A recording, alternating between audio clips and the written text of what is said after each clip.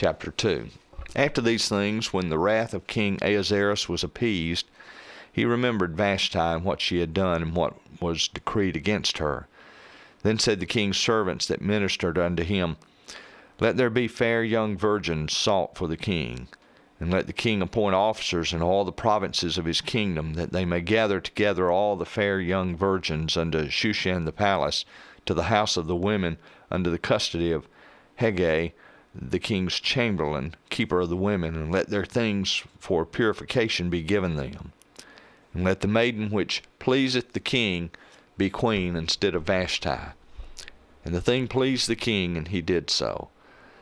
Now in Shushan the palace there was a certain Jew, whose name was Mordecai, the son of Jair, the son of Shimei, the son of Kish, a Benjamite, who had been carried away from Jerusalem with the captivity which had been carried away with Jeconiah king of Judah, whom Nebuchadnezzar the king of Babylon had carried away.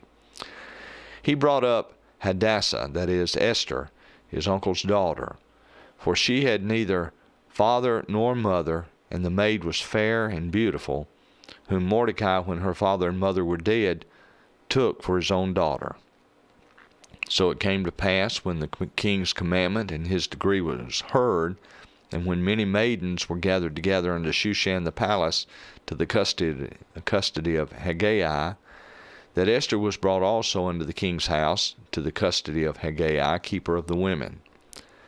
And the maiden pleased him, and she obtained kindness of him, and he speedily gave her her things for purification, with such things as belonged to her, and 7 maidens which were meet to be given her out of the king's house.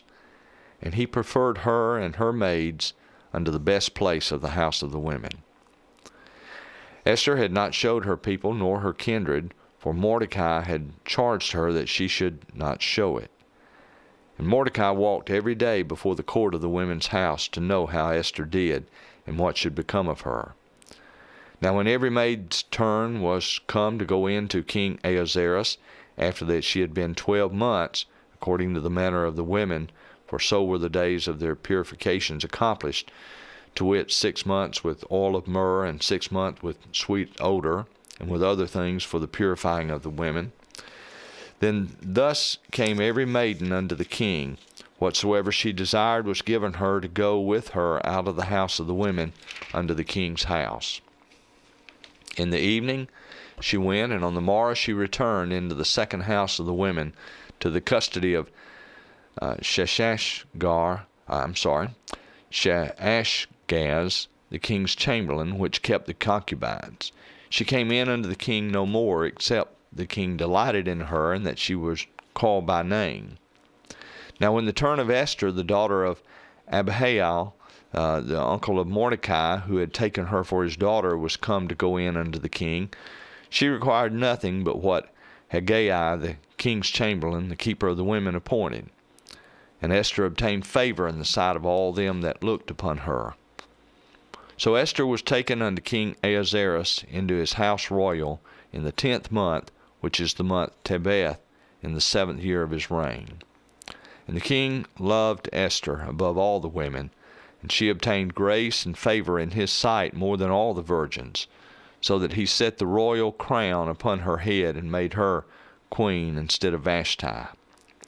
Then the king made a great feast unto all his princes and his servants, even Esther's feast. And he made a release to the provinces, and gave gifts according to the state of the king. And when the virgins were gathered together the second time, then Mordecai sat in the king's gate. Esther had not yet showed her kindred nor her people, as Mordecai had charged her, for Esther did the commandment of Mordecai, like as when she was brought up with him.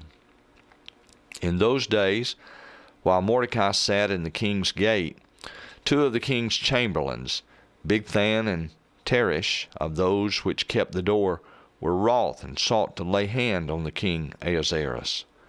And the thing was known to Mordecai, who told it unto Esther the queen, and Esther certified the king thereof in Mordecai's name. And when inquisition was made of the matter, it was found out.